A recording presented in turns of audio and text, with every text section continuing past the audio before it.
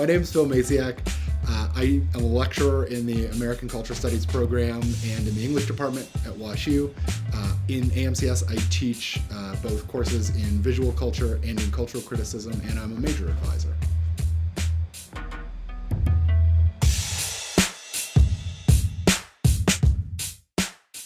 So the book that I want to talk about today is a book that is actually an exhibition catalog of an art exhibition that happened in St. Louis in 2018.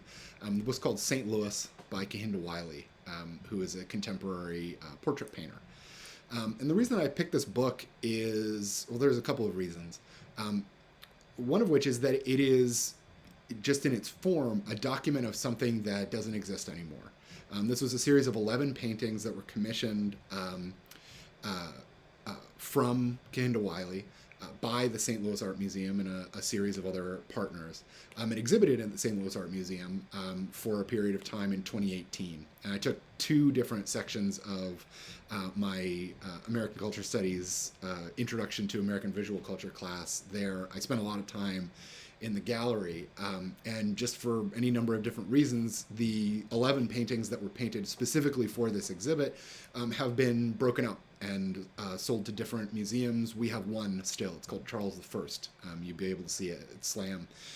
But what I like about the book, St. Louis, A, is that it's a beautiful object, but B, that it collects these 11 paintings that might never be collected together again, but that have a sort of meaningful relationship to each other.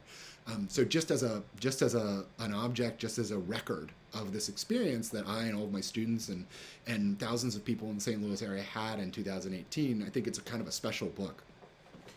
What's also special about it is what it's a record of. So Kehinde Wiley is maybe most famous as the painter who was commissioned to paint Barack Obama's official presidential portrait. It was a kind of a controversial portrait. It's a very unlike other presidential portraits. It's a portrait of Obama kind of seated in this lush, almost technicolor green floral background. It's a fantastic portrait, and this exhibit that Wiley did in St. Louis is actually the first formal exhibit he did after painting that portrait. So he had a lot of attention, a lot of notoriety around him at that time. And what St. Louis is, the exhibition titled St. Louis that's collected in this book, is a series of 11 portraits that Kehinde Wiley made of people in St. Louis, specifically in Ferguson and in North St. Louis.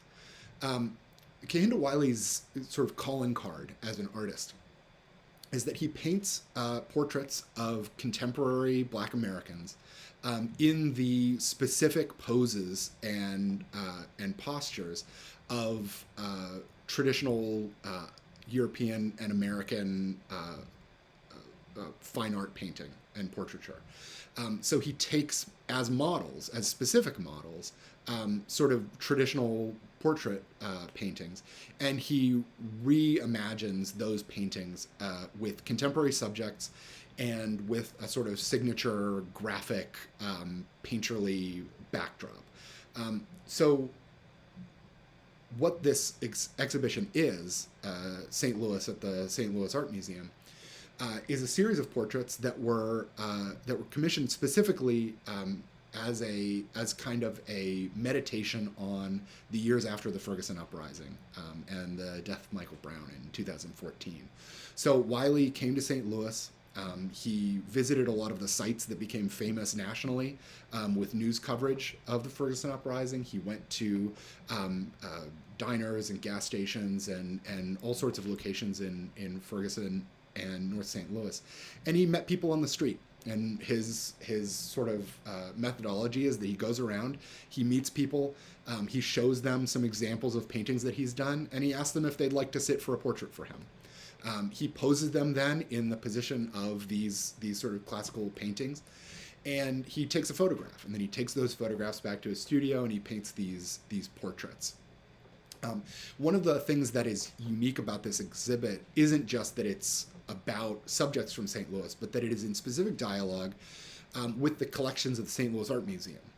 Wiley went through their collections, both exhibited and in archives, and selected 11 portraits from the St. Louis Art Museum, portraits that are holdings, permanent holdings of the St. Louis Art Museum.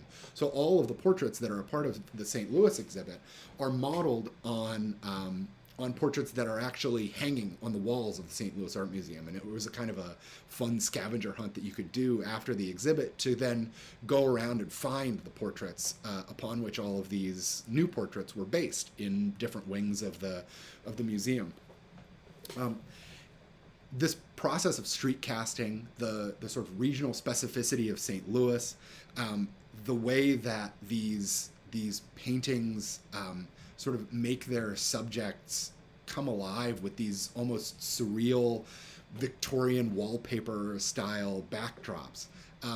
It was a phenomenal thing to see, and it really was a sort of fantastical experience to be there. I took my daughter there on the last day that it was exhibited, and a number of the people who were actually subjects of the portraits were there, and I didn't know that was going to be the case. I think they were there to see them for the last time too. And it was just this amazing kind of community experience to be in the St. Louis Art Museum, seeing these huge, colorful paintings, understanding the sort of critique that they represent of Western European art history, the way that they are sort of reclaiming the sort of history of art, and then seeing the subjects of these paintings walking around, the actual people upon whom these images are based. It was this kind of extraordinary experience, and that's part of why I like the book so much. What Wiley does is really fascinating in terms of visual culture for a bunch of ways, and I think they're interventions and they're questions that are important for us to ask all the time, and at the root of all of them is the idea that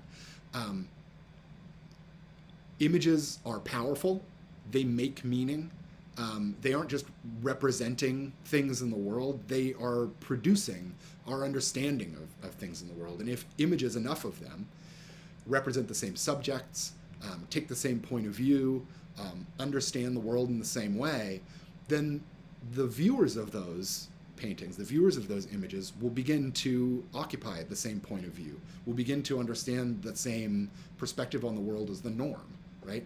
And one of the things that I think is so great about Wiley's portraits is that it makes that process visible. It allows us as viewers of these portraits to see the historical contingency of image making, to see the things that we understand to be normal or the things that we understand to be central to painting as choices, right? Or as simply effects of the people making the portraits. Wiley has said in interviews about other parts of his work, he says that the history of Western European painting is the history of Western European white men in positions of dominance. And that critique, right, that idea is kind of the center of this dynamic and varied and kind of electric art practice that Wiley embodies, right? The idea that you can make that critique and you can address it by way of these exciting portraits, by way of repainting that tradition, right? Not just saying it, not just launching that critique in the form of an essay or in the form of a lecture, but by presenting these kind of radiant images that speak to that history, that speak to the construction of that history. If we can acknowledge that the history of the way we see things is a created one, is one that is controlled by people in power, then we can make art, right? We can see art in ways that destabilize that. And I think that's something that's really important about Kehinde Wiley's work, and something that I think positions the St. Louis exhibit in as much as it's so connected to the social justice movements that arose in St. Louis after Ferguson. The way it reflects that, the way it mediates that experience. I think approaching Wiley through that, seeing the work that he does through that lens, makes these paintings really important, not just for American visual culture, but for St. Louis and its own role in the way that America as a country sees things. after 2014.